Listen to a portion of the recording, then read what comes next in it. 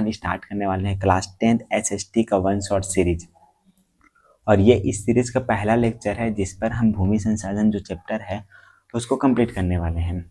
और इस लेक्चर्स को देखने के बाद आपको अलग से और कोई लेक्चर देखने की ज़रूरत नहीं पड़ेगी, ना ही किसी ऑफलाइन टीचर से पढ़ने की ज़रूरत पड़ेगी, क्योंकि इस वीडियो को देखने के बाद आपके एग्जाम में जितने भी क्वेश्चंस आते हैं, जितने भी क्वेश्चंस आने वाले हैं, वो सारे टॉपिक्स इस एक वीडियो में हम कंप्लीट करा देंगे।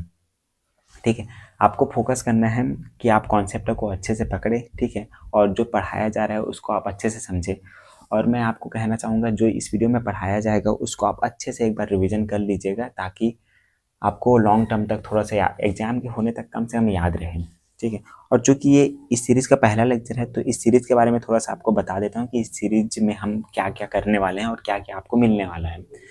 तो ये जो सीरीज होने वाला है वो हिंदी मीडियम के जो बच्चे देख रहे हैं उनके लिए भी होने वाला है, और इंग्लिश मीडियम के जो बच्चे हैं ना उनके लिए भी होने वाला है। मतलब दोनों मीडियम वाले इस लेक्चर जो सीरीज हम चालू कर रहे हैं उसको पढ़ सकते हो। कंटेंट थोड़ा सा हिंदी में ज़्यादा रहेगा, इंग्लिश का भी उपयोग बीच बीच में जो है किया जाएगा, लेकिन इंग्लिश मीडियम वाले ध्यान रखना कि आपको इस सीरीज से कॉन्सेप्ट को पकड़ने में रखना है, कि आपको कॉन्सेप्ट समझ आना चाहिए कि कॉन्सेप्ट क्या बोल रहा है, चैप्टर क्या बोल रहा है, फर्स्ट वर्ल्ड वॉर में क्या हुआ था, वो सारी चीज़ें आपको क्लियर होना चाहिए। देन उसके बाद अपना क्या करना, अपने नोट्स जो बनाया होगा या किसी भी जो गाइड वगैरह जो आते हैं मार्केट में उनसे आप आसानी से जो क्वेश्चन आंसर्स उठाएंगे तो आपको क्लियर होते जाएगा, क्योंकि एक बार आप जब कॉन्सेप्ट को समझ जाते हो तो आपका याद करने का जो स्पीड है वो बढ़ जाता है, आपको याद चीज़ें जो है जल्दी से याद होने लगती हैं। ठीक है, तो आपको कॉन्सेप्ट जो है ना पकड़ने में ज़्यादा फोकस करना है। और हिंदी मीडियम वाले बच्चे तो बिल्कुल भी चिंता ना करें, क्योंकि यहाँ पर आपको नोट्स मिलने वाला है, नोट्स में जो स्लाइड देने वाला हूँ वो सब मिलेगा, और सभी के लिए जो इंपॉर्टेंट क्वेश्चन है वो भी मिल जाएगा। ठीक है, इंपॉर्टेंट क्वेश्चन भी मिलने वाला है आपको। अब देखो ये सीरीज कब तक खत्म हो जाएगा उसको देख लेते हैं। आपके एसएसटी में लगभग एसएसटी में 21 जो चैप्टर्स है, 21 चैप्टर्स है, तो मैंने सोचा है कि आपको 21 जो जनवरी आने वाला है इस बार के लिए 21 जनवरी तक आपको ये सीरीज का लास्ट वीडियो मिल जाएगा। ठीक है, मतलब 21 दिनों में हम इस सीरीज को पूरा कंप्लीट कर देंगे। मतलब 21 दिन अगर आप पूरी डेडिकेशन के साथ मेरे चैनल में सभी वीडियोस को देखते हो तो 21 दिनों के अंदर आपका जो एसएसटी है वो पूरी तरह से कंप्लीट हो जाएगा। इसमें आपको इंपॉर्टेंट क्वेश्चन भी बताया जाएगा इस सीरीज के अंदर में ही। ठीक है, और आपको कैसे एग्जाम में लिखना है वो सारी चीज़ें आपको डीपली बताया जाएगा। तो 21 दिनों के अंदर में आपका एसएसटी का पूरा सारा चैप्टर्स कंप्लीट हो जाएगा। आपको हर एक दिन एक एक चैप्टर्स को वन शॉट वीडियो मिलेगा, एक वीडियो में आप पूरे चैप्टर्स को आपको कंप्लीट करा दिया जाएगा। दूसरा चीज़ सिर्फ एसएसटी के लिए है या बाकी सब्जेक्ट के लिए भी है। तो देखो मैंने सोचा अभी एसएसटी को मैं फोकस कर रहा हूँ, एसएसटी में अगर हो जाएगा कंप्लीट तो कोशिश करेंगे कि मैथ का भी इम्पोर्टेंट क्वेश्चन इस चैनल में मैं डाल दूँ, और साइंस और जो हिंदी इंग्लिश है ना उसका भी जो इम्पोर्टेंट क्वेश्चन है उस सब चीज़ों को डाल दूंगा लास्ट में, जो मॉडल पेपर्स आता है और जो क्वेश्चन बैंक है उस सब क्वेश्चन में करा दूंगा लास्ट में। तो उसका तो बाद में देखेंगे, पहले फोकस करते हैं एसएसटी में। तो चलिए अब बिना देरी किए चलो वीडियो को स्टार्ट करते हैं। ठीक है, तो हम टॉपिक पढ़ रहे थे भूमि संसाधन। भूमि संसाधन क्या होता है उसके बारे में देखेंगे। संसाधन क्या होता है पहले समझ लेते हैं। देखो संसाधन क्या होता है कि पृथ्वी में बहुत सारे हमारे इस जहाँ हम रहते हैं पृथ्वी, वहाँ पर बहुत सारी चीज़ें ऐसे हैं जो हमें प्राकृतिक रूप से प्राप्त है, हमें पहले से प्रदान है। जैसे कि बोल सकते हो आप पेड़ पौधे जो है, जंगल है, पानी है, पत्थर है, जमीन है, भूमि है। ठीक है, ये सारी चीज़ें हमें पहले से पृथ्वी पर प्राप्त हैं। तो इन्हीं सब चीज़ों को हम संसाधन कहते हैं। ठीक है, रिसोर्सेस कहते हैं। रिसोर्सेस का मतलब होता है मतलब कि मनुष्य जिन चीज़ों का अपनी आवश्यकताओं के लिए पूर्ति करने के लिए करते हैं वही सब क्या कहलाता है, संसाधन कहलाता है। इसको चैप्टर 1 जो पढ़ेंगे उसको और अच्छे से डीपली समझेंगे। तो ठीक है, तो अभी आप इतना समझो कि जिसका उपयोग मनुष्य अपनी आवश्यकताओं की पूर्ति के लिए करता है उसे हम संसाधन कहते हैं। ठीक है, संसाधन प्राकृतिक रूप से भी प्राप्त हो सकते हैं और मानव द्वारा निर्मित भी हो सकते हैं, तो इसमें कोई वो नहीं है। सेकेंड देखते हैं भूमि संसाधन क्या है। देखो भूमि संसाधन क्या है, भूमि एक अत्यंत महत्वपूर्ण प्राकृतिक संसाधन है। देखो भूमि जो है ना प्राकृतिक रूप से हमें प्राप्त है, ये नहीं कि मनुष्य द्वारा इसे बनाया गया, नहीं, ये पहले से पृथ्वी पर उपलब्ध थी। यह प्रकृति द्वारा निःशुल्क उपहार दिया गया है जो मानव जीवन, वनस्पति और अन्य जीवन टिका हुआ है। देखो भूमि अगर नहीं होगी तो हमारा जो जीवन है वो कहाँ पर टिकेगा। हमारे जीवन की कल्पना भी नहीं किया जा सकता अगर भूमि नहीं रहेगा तो। ठीक है, तो भूमि एक बहुत महत्वपूर्ण संसाधन के रूप में बताया गया है। ठीक है, अब देखते हैं भूमि जो संसाधन है उसका महत्व कौन कौन सी चीज़ों के लिए है। भूमि संसाधन का महत्व बहुत सी चीज़ों के लिए है, जैसे कि देखना आप, आवास आवास बनाने के लिए इसका उपयोग किया जाता है। सेकेंड, आप देख सकते हो कृषि उपयोग के लिए इसका उपयोग किया जाता है। उद्योग और आवास के लिए इसका उपयोग किया जाता है। पारिस्थितिक संतुलन बनाने के लिए किया जाता है।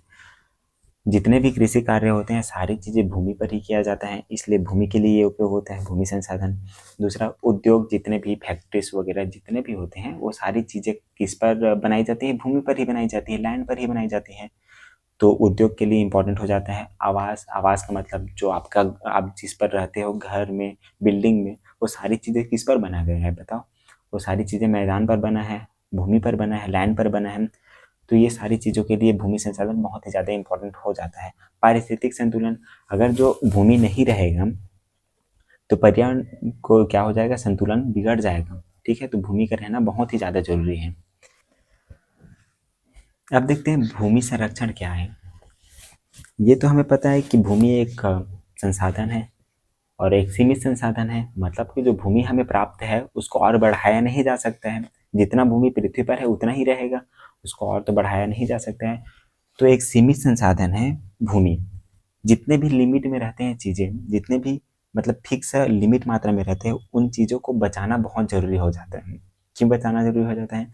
क्योंकि अगर एक बार ये ख़त्म हो जाता है, ख़राब हो जाएगा, तो इसको दोबारा से प्राप्त नहीं किया जा सकता। इसलिए ना हमें जो भूमि है ना उसको बचा कर रखना पड़ेगा, उसका संरक्षण करना बहुत ज़रूरी हो जाता है। ठीक है, अब संरक्षण करने के देखो उपाय हैं, क्या क्या कर सकते हो आप। वन रोपण कर सकते हो, जितना ज़्यादा हो सके वो पेड़ लगाओ। अगर पेड़ लगाते हो आप, जितना ज़्यादा वन लगाते हो, फॉरेस्ट जितना ज़्यादा रहेगा यहाँ, तो वन लगाने से भूमि संरक्षण कैसे होगा? वन लगाने से भूमि संरक्षण इस प्रकार होगा कि जो वन होती है, जो पेड़ होती हैं, जो पेड़ की जो जड़ें होती हैं, वो क्या करती हैं, मिट्टी को बांध कर रखती हैं, जिसके कारण मिट्टी का अपरदन नहीं होता है। ठीक है, मिट्टी बह नहीं जाती है। दूसरी चीज़ें, जो मिट्टी होती है, भूमि होती है, उसमें जल जल तो जाना जरूरी है, तो जल धारण करने की जो क्षमता होती है ना, पेड़ के कारण जो है बढ़ जाती है। तो वन लगाने से भूमि जो है संरक्षण किया जा सकता है। दूसरा क्या है, सीढ़ीदार खेती हो जाता है। सीढ़ीदार खेती का मतलब क्या है, जो पहाड़ी इलाका होता है वहाँ पर तो डायरेक्ट आप खेती नहीं कर सकते हो, तो वहाँ पर जैसे चित्र में दिखाया गया, देखो यहाँ पर कि एक पहाड़ है, यहाँ से देखो इसको सीढ़ी की आकृति में जो काट काट कर बनाया गया है, एक खेत बनाया गया है बहुत सारा। तो आप ऐसा कर सकते हो, पहाड़ी क्षेत्रों में मृदा अपरदन को रोकने के लिए सीढ़ीदार खेती किया जाता है। देखो सीढ़ीदार खेती किया जाता है, इससे फसल तो उतनी अच्छी नहीं होती है, लेकिन बहुत हद तक भूमि का यूज किया जा सकता है इस प्रकार का खेती करके। दूसरा, जो चराई है, जैसे पशुओं के द्वारा बहुत ज़्यादा चराई कर दिया जाता है, घास वगैरह को खा लिया जाता है, तो आप एक ही जगह में बार बार पशुओं को ले जाकर वहाँ पर के घास को अगर चराई कराते हो, तो वहाँ की जो घास की जो जड़ें होती हैं वो निकलने लगती हैं, जिसके कारण क्या होता है कि जो मिट्टी होती है वो घास के साथ ही निकल जाती है, जिससे उस मिट्टी में पौधे उगने की संभावना थोड़ा सा कम हो जाती है। तो अति चराई से बचना चाहिए। ठीक है, चराई को नियंत्रित करना चाहिए हमें। दूसरा, फसल चक्र आ जाता है। देखो चौथा पॉइंट क्या है, फसल चक्र। फसल चक्र का मतलब क्या होता है, खेतों में देखना, गांव में क्या होता है कि जिस फसल का ज़्यादा उपयोग, जिस फसल का ज़्यादा बाजार में मांग होता है उसी को ज़्यादा उगाया जाता है। लेकिन ऐसा करना थोड़ा सा रिस्की काम भी है। क्यों? अगर आप एक ज़मीन पर आप एक ही प्रकार के फसल उगाते हो तो आप उस ज़मीन की उर्वरा शक्ति को कम करते जाते हो। इसलिए कहा जाता है कि फसल को बदल बदल करना, है ना, उगाना चाहिए। मृदा की उर्वरता बनाए रखने के लिए बदल बदल कर फसलें उगाना जरूरी होता है। ठीक है, इसकी उर्वरा शक्ति जो है बनी रहती है मृदा की, ऐसे फसल को बदल बदल कर उगाने से। ठीक है, अब देखते हैं दूसरा टॉपिक, भूमि का प्रबंधन क्या है। भूमि प्रबंधन, अब भूमि को मैनेजमेंट करना भी तो जरूरी है ना, भूमि का प्रबंधन करना जरूरी है। तो भूमि प्रबंधन क्या है, मैनेजमेंट कैसे करेंगे भूमि को, उपलब्ध भूमि का नियोजित और विवेकपूर्ण उपयोग करना ताकि उसकी गुणवत्ता बनी रहे और भविष्य की पीढ़ियों के लिए सुरक्षित रहे। जो भूमि है उसका मैनेजमेंट करना भी बहुत ज़्यादा जरूरी है। ठीक है, ताकि इसकी जो गुणवत्ता है वो बनी रहना चाहिए और इसी भूमि का भविष्य में भी जो आने वाली पीढ़ियां हैं वो भी उपयोग करेंगे, तो उनके लिए भी ये संरक्षित रहे, सुरक्षित रहे। इस कारण हमें ना भूमि का जो मैनेजमेंट है उसको अच्छे से करना चाहिए, भूमि का प्रबंधन करना बहुत ज़्यादा जरूरी हो जाता है। सेकंड देखते हैं मृदा क्या है। अब देखो भूमि का बात हो और मृदा का बात ना हो, ऐसा तो हो नहीं सकता, ठीक है। तो भूमि भूमि में ही मृदा पाया जाता है, सॉइल पाया जाता है। तो मिट्टी क्या है? पृथ्वी की सबसे ऊपरी परत जहाँ पर पेड़ पौधे जो है उगते हैं, बढ़ते हैं, ठीक है, वो क्या कहलाती है? मृदा कहलाती है। मृदा का निर्माण कैसे होता है? मृदा भी एक क्या है? एक नवीनीकरण संसाधन है। नवीकरणीय संसाधन है, नवीकरणीय संसाधन। इसको चैप्टर 1 में हम डीपली थोड़ा सा पढ़ेंगे इसके बारे में। अभी आप समझिए कि मृदा जो है नवीकरणीय संसाधन है, ऐसा संसाधन जो पुनः बन सकता है, उसको नवीकरणीय संसाधन कहते हैं, ठीक है। सेकेंड देखो क्या होता है भूमि भूमि प्रबंधन। हाँ, देखो भूमि प्रबंधन क्यों आवश्यक है? भूमि संरक्षण रोकने हेतु, भोजन सुरक्षा के लिए। अब क्यों आवश्यक है वो देख लीजिए। मरुस्थलीकरण के लिए, संतुलन के लिए, उत्पादकता बढ़ाने के लिए, ये सारी चीज़ें के लिए हमारा भूमि का प्रबंधन करना बहुत ज़्यादा आवश्यक हो जाता है। अब देखते हैं मृदा क्या होता है। मृदा का वर्गीकरण हमारे देश में मुख्यतः 8, देखो 8 प्रकार की मृदा पाई जाती है हमारे देश में, लेकिन आपके बुक में जो है ना 6 प्रकार दिया हुआ है। तो आपको एग्जाम में जो है 6 ही लिखना है, ठीक है। आपको एग्जाम में 6 ही लिखना है, लेकिन रियल में अभी वर्तमान में 8 प्रकार की मृदा भारत में पाए जाते हैं, उसको भी याद रखो आप, लेकिन आपको 6 लिखना है पेपर में। पहला क्या है? पहला देखो जड़ोद मृदा होता है। जड़ोद मृदा पहला। जड़ोद मृदा क्या होता है कि सबसे ज़्यादा इंपॉर्टेंट मृदा होता है, ये सबसे ज़्यादा परसेंट है, देखो इसका 43% यहाँ हमारे भारत देश में पाया जाता है। दूसरा है लाल पीली मृदा, काली मृदा, मरुस्थली व शुष्क मृदा, लेटेराइट मृदा और वन मृदा। ये हो जाएगा। आपको ये याद रखना है कि कौन सा ज़्यादा मात्रा में पाया जाता है, तो आपको याद रखना है जलोढ़ मृदा सबसे ज़्यादा अधिक मात्रा में हमारे पास है। सेकेंड देखो भारत की प्रमुख मिट्टियाँ कौन कौन सी हैं। अब जलोढ़ मृदा में क्या होता है देखते हैं इसके बारे में। जो जलोढ़ मृदा होती है ना वो सबसे ज़्यादा उपजाऊ मृदा होती है, ठीक है। ये उत्तर भारत के मैदान में पाए जाते हैं। उत्तर भारत के मैदान में पाए जाते हैं मतलब कि ये वाला जो है ना वही है जलोढ़ मृदा, ठीक है। जो ये वाला निशान जितना भी कलर में है ये सभी क्या कहलाती है? ये जलोढ़ मृदा है। ये सारी चीज़ें जलोढ़ मृदा है। अब इसका नाम जलोढ़ मृदा क्यों रखा गया? इसका नाम जलोढ़ मृदा रखने का कारण ये है कि ये जो है, जो समुद्र तट होते हैं ना, देखो यहाँ पर समुद्र है, यहाँ पर ये आंध्र प्रदेश का एरिया है, यहाँ पर समुद्र है। तो यहाँ पर जो सागर होता है, जो समुद्र होता है, समुद्र की लहरें जो होती हैं वो पानी को लाती है और अपने किनारों पर मिट्टी को जमा करती जाती हैं, ठीक है। जिसके कारण इस मृदा का निर्माण होता है, जलोढ़ मृदा का, इसलिए इसका नाम है जलोढ़, ठीक है, जलोढ़ मृदा, ठीक है। और ये कहाँ पर पाया जाता है? जितने भी समुद्र के किनारे होते हैं वहाँ पर इस प्रकार की मृदा पाई जाती है। ये सबसे ज़्यादा उपजाऊ मृदा होती है। दूसरा आता है काली मृदा। काली मृदा क्या होता है देखो, काली मृदा के बारे में, ये कहाँ पर पाया जाता है? ये जो है बीच में पाया जाता है, दक्कन का जो मैदान होता है ना, ये दक्कन का पठार जो छत्तीसगढ़ में पाया जाता है, मध्य प्रदेश के एरिया में, बिहार और झारखंड के एरिया में है ढक्कर का पठार, वहाँ पर ये काली मृदा पाई जाती है। काली मृदा का उपयोग कपास के उत्पादन में सर्वाधिक किया जाता है। लाल पीली मृदा है और लेटेराइट मृदा है, मरुस्थली मृदा है और वनीय मृदा है। लेटेराइट मृदा क्या होती है पहले देखिए। लेटेराइट मृदा क्या होती है? ये जो मृदा होती है ना, बहुत ज़्यादा जहाँ पर बारिश होती है ना वहाँ पर ज़्यादा पाया जाता है। तो आपको ध्यान रखना है कि ये कहाँ पर पाया जाता है। तो देखो यहाँ पर ये पृथ्वी का ये वाला जो एरिया दिख रहा होगा, ये यहाँ पर ना पर्वत है, बहुत सारे पर्वत है, यहाँ भी है, यहाँ पर बहुत सारे पहाड़ हैं, ठीक है, यहाँ पर बहुत सारे पहाड़ हैं। तो यहाँ पर जितने भी पहाड़ हैं, यहाँ से जब बारिश आती है, समुद्र से ही बारिश चालू होती है। ये अरब सागर है, अरब सागर से जब वर्षा होना चालू होती है तो यहाँ पर जो पहाड़ है ना, ये बारिश को यहाँ इस मैदान पर आने नहीं देते हैं, और जितना भी बारिश है ना ये पहाड़ जो है इसी साइड में रोक लेता है, इसी साइड में रोक लेता है, जिसके कारण यहाँ पर जो है लेटेराइट मृदा पाई जाती है, ठीक है। ये वाला जो क्षेत्र दिख रहा होगा, ये वाला एरिया, यहाँ पर लेटेराइट मृदा सबसे ज़्यादा पाई जाती है। तो ये चीज़ें याद रखना है आपको। मरुस्थली मृदा कहाँ पर मिलेगी? रेगिस्तान का जो है मैदान है वहाँ पर आपको मिलेगी। वनीय मृदा मिलेगी पहाड़ी क्षेत्रों में, वो वनीय मृदा मिलती है। थोड़ा सा देखते हैं अब क्या क्या होता है इसके बारे में। जलोढ़ मृदा कहाँ पर मिलेगी आपको? नदियों के किनारों पर जो निर्माण होता है वो जलोढ़ मृदा होता है, ठीक है। सबसे ज़्यादा उपजाऊ मृदा कौन सी है? जलोढ़ मृदा है। आप देख सकते हो चित्र में, ये है सबसे ज़्यादा जलोढ़ मृदा है। थोड़ा सा ऐसा क्यों दिख रहा है? ये ऐसा इसलिए है क्योंकि इसमें पानी जो जल को ग्रहण करने की क्षमता सबसे ज़्यादा होती है। ठीक है, थोड़ा सा खुरदुरा होता है ये। इसका उपयोग कहाँ पर किया जाता है? गन्ना, चावल, दलहन की खेती में किया जाता है। अब जलोढ़ मृदा भी दो टाइप्स की होती है। पहला होता है पुराना और दूसरा होता है नया। ठीक है, नई।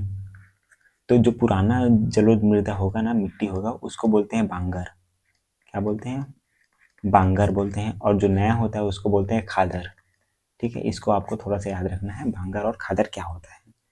सेकंड देखते हैं काली मृदा। काली मृदा जो होती है, यहाँ पर आप देख सकते हो आपके खेतों में भी काली मृदा ही का यूज किया जाता होगा। काली मृदा का उपयोग ना कपास, ये जो कपास है ना, इसको उगाने के लिए किया जाता है। सबसे ज़्यादा कपास काली मृदा में ही उगाया जाता है। कपास क्या? कॉटन, रुई। ठीक है, जिस पर दिया जलाए जाते हैं वो है कॉटन। लाल पीली मृदा देख सकते हो, ये है लाल पीली मृदा।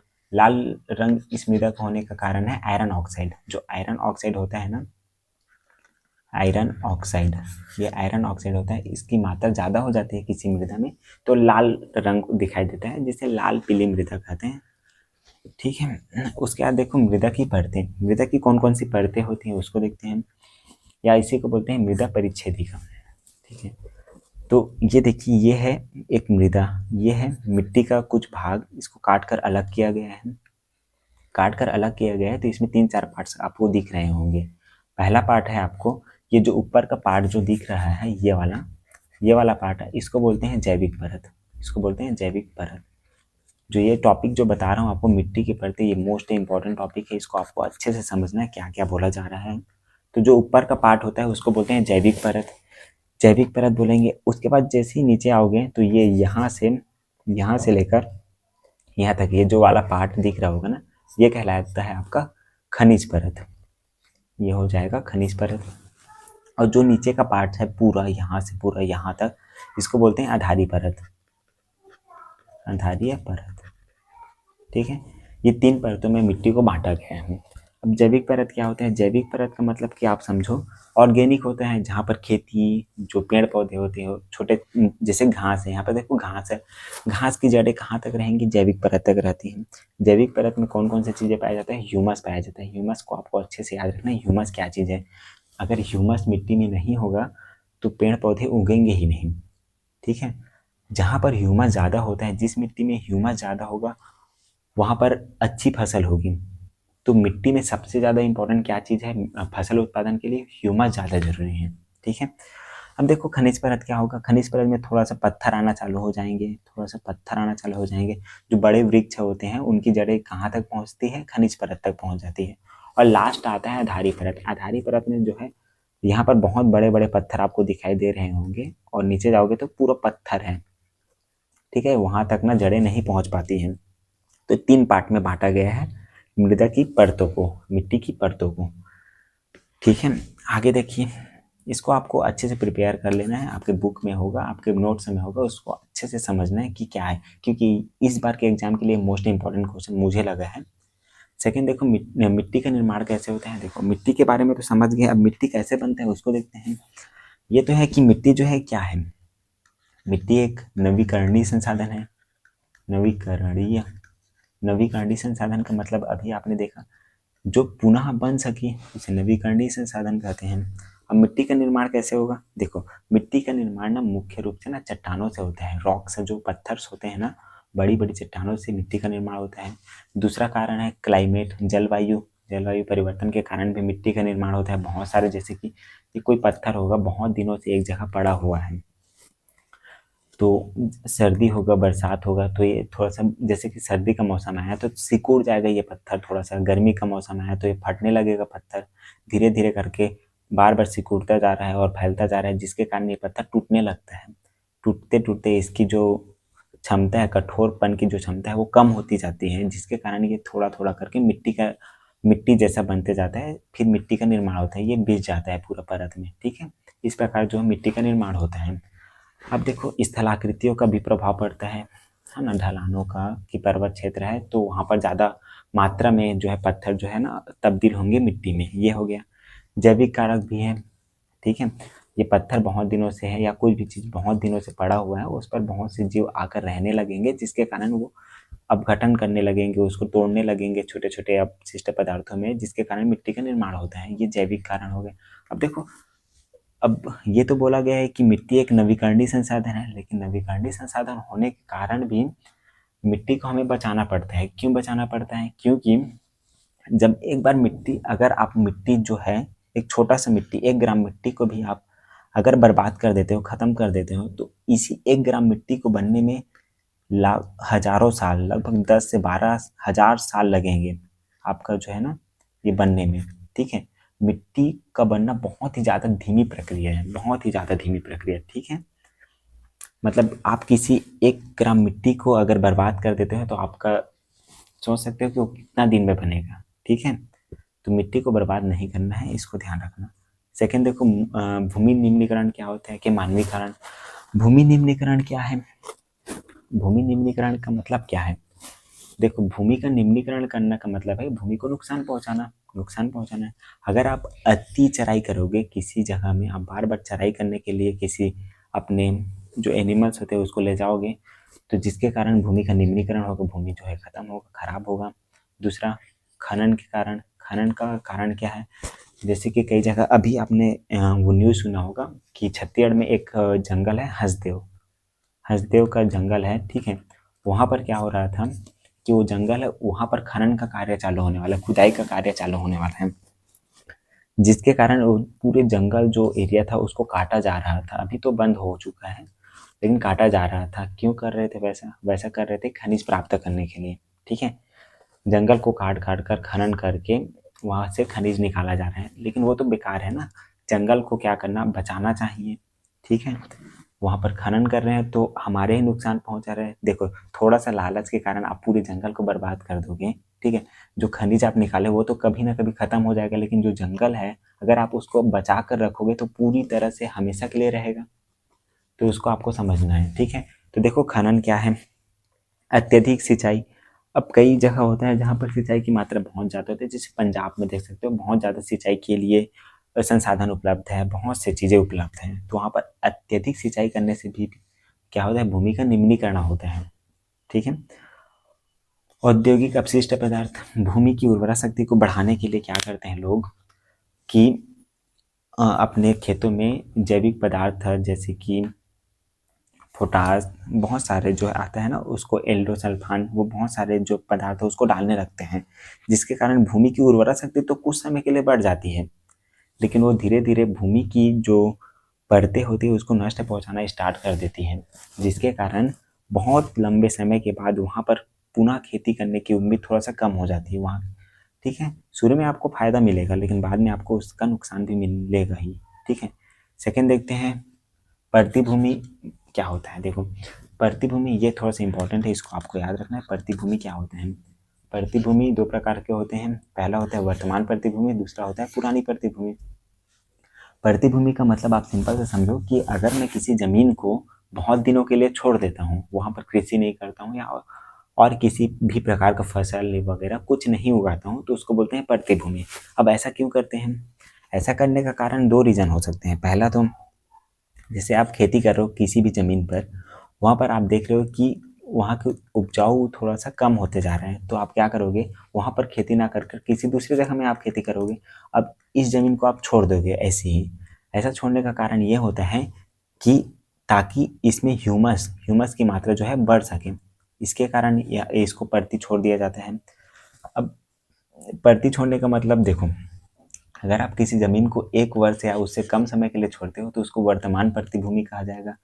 अगर आप किसी भूमि को 1 वर्ष या 5 वर्ष या उससे ज़्यादा, 1 से ज़्यादा वर्ष के लिए छोड़ते हो तो उसको क्या बोला जाएगा, पुरानी प्रतिभूमि बोला जाएगा। अब जो वर्तमान प्रतिभूमि है ना, उसमें ना कुछ समय के बाद ह्यूमस की मात्रा जो है बढ़ने लगती है, जिसके कारण वहाँ पर दोबारा कृषि किया जा सकता है। लेकिन पुरानी जो प्रतिभूमि होती है वो धीरे धीरे ना बंजर भूमि बनने लगती है। पुरानी प्रतिभूमि किस पर तब्दील हो जाती है, बंजर भूमि में।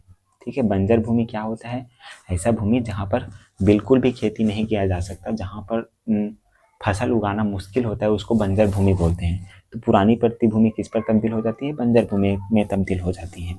तो ये आपको क्लियर हुआ वर्तमान प्रतिभूमि क्या होते हैं और पुरानी प्रतिभूमि क्या होता है। दूसरा देखो, ये है प्रतिभूमि। प्रतिभूमि और बंजर भूमि में क्या अंतर है उसको देखते हैं। जो पड़ती भूमि है, ये प्रति नहीं है, ये पड़ती भूमि है। यह खेती योग्य होती है, बस कुछ समय के लिए छोड़ दी गई होती है। यह पड़ती भूमि। बंजर भूमि क्या होता है? ये खेती योग्य नहीं होती है। ठीक है। बंजर भूमि किसको बोलेंगे? जो मरुस्थल होते हैं, खाइयाँ होती है, चट्टानें होती है, पहाड़ होती है, वो सारी चीज़ें क्या कहलाती है? बंजर भूमि कहलाती है। इसे कृषि योग्य बनाना बहुत ही ज़्यादा कठिन होता है, बहुत ही ज़्यादा। तो इसका उपयोग कहाँ पर करोगे आप? बंजर भूमि का आप उपयोग करोगे उद्योग लगाने के लिए कर सकते हो, घर बनाने के लिए कर सकते हो। ठीक है। तो ये होता है आपका। सेकेंड देखो, उपवन भूमि और कृषि भूमि। ये जितने भी अंतर आपको बताया जा रहा है वो सब चीज़ों को आपको अच्छे से करना है, क्योंकि 4 मार्क्स का जो क्वेश्चन आने वाला है आपके एग्जाम में, यहीं से ज़्यादा चांस है इस बार कि पूछा जाए। अंतर पूछा जाएगा आपको, 4 अंतर बताइए उपवन भूमि और कृषि भूमि में, 4 अंतर ऐसा पूछा जा सकता है। तो देखो, उपवन भूमि क्या होता है? उपवन का मतलब होता है गार्डन, जहाँ पर बहुत सारे फल फूल, ठीक है, बागान आदि शामिल हो, वो सब क्या कहलाते हैं? उपवन भूमि कहलाते हैं। ठीक है। कृषि भूमि किसको बोलेंगे? कृषि भूमि को ही शुद्ध बोया गया क्षेत्र बोलते हैं। यह वह भूमि है जहाँ एक वर्ष में एक से अधिक फसलें उगाई जाती हैं। ऐसा भूमि जहाँ पर बहुत मतलब कि एक साल में एक से अधिक फसलें उगाई जाए, उसे हम कृषि भूमि कहेंगे, या फिर उसी को बोला जाता है शुद्ध बोया गया क्षेत्र। ठीक है, ये क्लियर हुआ। तो आप यहाँ पर देख सकते हो, यहाँ पर बगीचे हैं, तो यहाँ पर उपवन भूमि है। अब जो क्या हो रहा है, उपवन जो भूमि है ना, उसको ना कृषि भूमि में तब्दील किया जा रहा है। तो उपवन भूमि का परसेंट थोड़ा सा कम हो गया है। पहले मान लो 30% था, तो अब उसकी मात्रा थोड़ा सा कम हो गई है। ठीक है। आगे देखो, अब जो टॉपिक पढ़ने वाले हैं, भूमि अधिग्रहण अधिनियम 2013, ये अभी तक का सबसे मोस्ट इम्पॉर्टेंट क्वेश्चन है। इसको आपको अच्छे से करना है, मतलब करना है, चाहे इस चैप्टर में आप कुछ करो या ना करो, लेकिन आपको भूमि अधिग्रहण अधिनियम 2013 को अच्छे से रट कर एग्जाम में जाना ही जाना है। ठीक है। तो ये अधिनियम क्या है? भूमि अधिग्रहण अधिनियम क्या है? देखो, सरकार क्या करती है? सरकार को भी जमीन की जरूरत पड़ती है, तो जमीन कहाँ से लाते हैं? सरकार के पास तो बहुत सारी जमीनें हैं, लेकिन कई ऐसी चीजें होती हैं जो सरकार के पास नहीं होती है। जैसे मान लो ये आप हो, ठीक है, कोई किसान है जिसके पास जमीन है।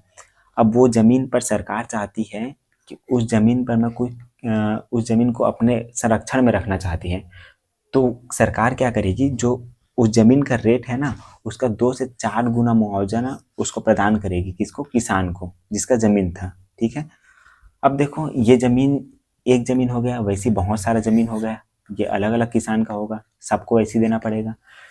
तो अगर सरकार चाहती है इस जमीन को रखना, ठीक है, तो सबसे पहले क्या करना पड़ेगा, वहाँ जितने भी इंसान हैं, जितने भी लोग रहते हैं उस आसपास में जिसकी जमीन है, उनमें से ना 80% लोगों का सहमति जरूरी है, तभी सरकार उस जमीन को रखेगी। अगर 80% से कम जो हो जाता है, अगर नहीं मानेंगे, 80% से कम लोग अगर सहमति देते हैं, तो सरकार उस भूमि पर अपना अधिग्रहण नहीं जमा सकती है। ये हुआ। अब दूसरा देखो, अब जो जमीन सरकार अधिग्रहित की है और वहाँ पर लोग रहते थे, अब ये नहीं कि देखो ये आपका खेत है, यहाँ पर बहुत सारे लोग, ये आपका बस वो नहीं है, इसमें जो बनिहार आते हैं, जो काम करते हैं, उनका भी तो ये खेत है, चिड़िया है, पक्षी है, इनका लिए ये भी तो ये क्या है, ये आवास है। तो इनका पुनर्वास भी करना जरूरी होता है। ठीक है। इनके लिए कुछ क्या किया जाएगा, विस्थापित लोगों के रहने रोजगार की व्यवस्था करना भी अनिवार्य हो जाता है। ये बोला गया था 2013 भूमि अधिग्रहण नियम में। ठीक है। और देखते हैं कुछ पॉइंट इसमें। पहला, ये अधिनियम अधिग्रहण अधिनियम क्या बोला गया था कि जनहित के लिए होना चाहिए, लोगों के हित के लिए होना चाहिए। दूसरा, उचित मुआवजा मिलना चाहिए, ये हो गया। तीसरा, सहमति बहुत ज़्यादा जरूरी है। सहमति कितना परसेंट लोगों की सहमति जरूरी है? 80% लोगों की सहमति बहुत ज़्यादा जरूरी है। चौथा पॉइंट है पुनर्वास। जो जिस जमीन पर रहते थे वहाँ का पुनर्वास की व्यवस्था करना भी बोला गया था इस अधिनियम के तहत। पारदर्शिता बोला गया था। और एक चीज़ और बोला गया था कि इस अधिनियम में अगर जमीन को किसी किसी कार्य के लिए लिया गया है, तो उस जमीन पर वही कार्य किया जाएगा। ये नहीं कि आप जमीन को लिए हो उद्योग बना, क्या बोलते हैं, आप जमीन को लिए हो किसी, क्या बोलते हैं उसको, जू जू बोलते हैं ना, ठीक है, चिड़ियाघर बनाने के लिए आप जमीन को लिए हो, और वहाँ पर देखा जा रहा है कि फैक्ट्री बनने लगा, तो गलत है ना। तो ऐसा नहीं होना चाहिए, उसमें पारदर्शिता होनी चाहिए। पारदर्शिता होना चाहिए कि उसमें जो बोला गया है, जिसके लिए जमीन को लिया गया है, वही कार्य किया जाए। ठीक है, ये अधिग्रहण नियम है। देखो, इसको आपको अच्छे से याद करना है, 2-4 पॉइंट आपको याद कर ही लेना है अच्छे से। ठीक है, अब देखते हैं मृदा का अपरदन क्या होता है। मृदा का अपरदन जो हमने सबसे शुरू पढ़ा था, मृदा का अपरदन, उसको देख लेते हैं। अगर मिट्टी के कटाव और उसके बहाव की प्रक्रिया को मृदा का अपरदन कहते हैं। जो मिट्टी है, बहुत ज़्यादा बारिश होती है, जिसके कारण क्या होती है, मिट्टी की जो परतें हैं ना, वो टूट टूट कर बहने लगती है। वही क्या कहलाती है, मृदा का अपरदन कहलाती है, इरोशन कहलाती है। ठीक है, इरोशन कहलाती है। मिट्टी का अपरदन अच्छी चीज़ है कि बुरी चीज़ है? ये ना बुरा चीज़ है। ठीक है, इसके बचने के लिए हम क्या कर सकते हैं? अपरदन से बचने के लिए हम अधिक से अधिक क्या लगा सकते हैं? वृक्ष लगा सकते हैं। क्यों वृक्ष लगाएंगे? क्योंकि वृक्ष की जड़ें जो है मिट्टी को बांध कर रखती हैं। तो यह है मृदा का अपरदन। ये हो गया। ठीक है, और आगे देखते हैं। भूमि का संरक्षण ही हमारा भविष्य की सुरक्षा है। ठीक है, तो ये आपका कंप्लीट हो गया। अगर आपको इस चैप्टर से रिलेटेड और भी क्वेश्चन, जैसे कि कोई डाउट होगा, कहीं पर आपको समझ में नहीं आया, तो कमेंट सेक्शन जो है खुला हुआ है, आप वहाँ पर जाकर बता सकते हो कि कौन सा क्वेश्चन आपको समझ में नहीं आया,